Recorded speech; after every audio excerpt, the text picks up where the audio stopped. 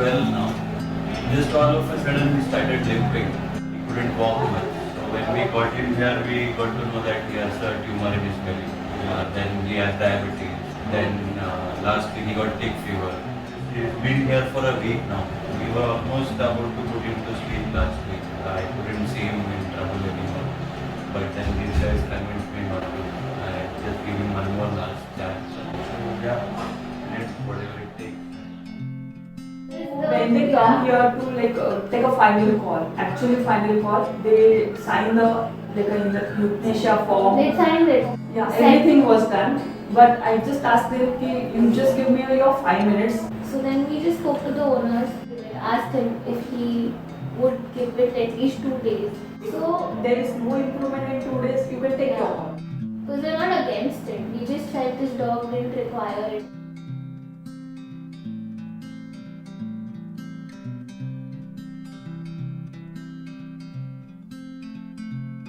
And the dog also was willing. He was very willing. Yeah, he was eating very well. willing. They really love him, there's no doubt about that. We just felt this dog didn't require it at that time. He had more life in him to really fight.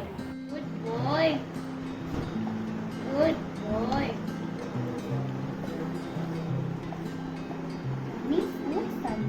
We realized, I think we all came to know what he's about in those 2 days and what personality and how much life he has in him still. He was their voice, and in the morning, and he just goes berserk. He starts barking till they come in and meet him. Come. It was just miraculous how he just bounced back. They treat pets as humans. That's the best part I see. They never give up. However bad the situation was, they never gave up. And though I gave up, and I couldn't see him struggle anymore, that's when the entire team counseled me not to do it. Give him one last chance. I'm very glad I've got him here and he's bouncing back quite well. I mean, Aiden's case was quite unique. He was a referral from Dr. Anjali Dave. She diagnosed that he had a renal dysfunction. He started vomiting and eating his food, and his creatinine shot up to 9. Within a matter of days, it was just climbing up to 16, 17, and then 20. We were trying to organize a dialysis option for him, but he was not very stable. And since his creatinine was climbing so high, we decided to do peritoneal dialysis on him.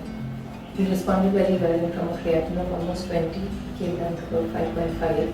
He was hospitalized with very, very cooperative pet parents who left literally no stone unturned to ensure that he got the best possible care. Because they're both senior citizens, they would make it a point to be over here twice a day or sit through, like in the initial stages, they were here right through the day, not disturbing us, sitting outside because they didn't want to come in the way. Just being with him so that he wouldn't feel that they had abandoned him.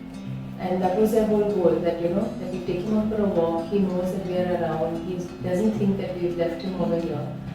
He's been with us, he was with us for about 25 days. When he was on dialysis, he was very good, but it meant continuous dialysis. And how long were they going to be able to sustain that, and what was Aiden going to do? As the situation with COVID became worse, his parents wanted to take him home. On the worst days, you walk into the room and the first thing look at you, and at least 1 or 2 guys in the table were like expected from it. It was so beautiful. Come on, Aiden, let's go. Good.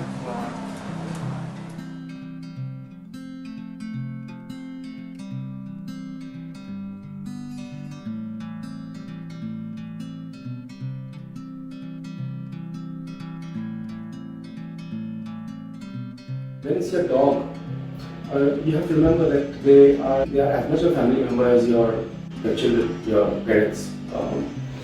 And some older dogs are like our older relatives in the house.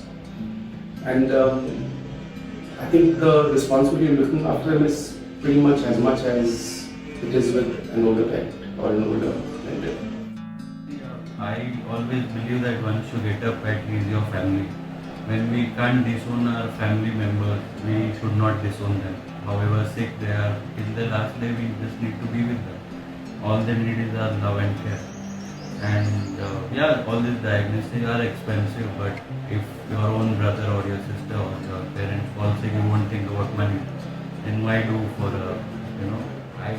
the thought of putting him to sleep came up because I wanted to end his struggle. I thought he was struggling, but when the doctors explained me that it is just the glucose and the tick fever which he is not able to walk, I said okay, let's get him through that also. Maybe in a month's time he will be back.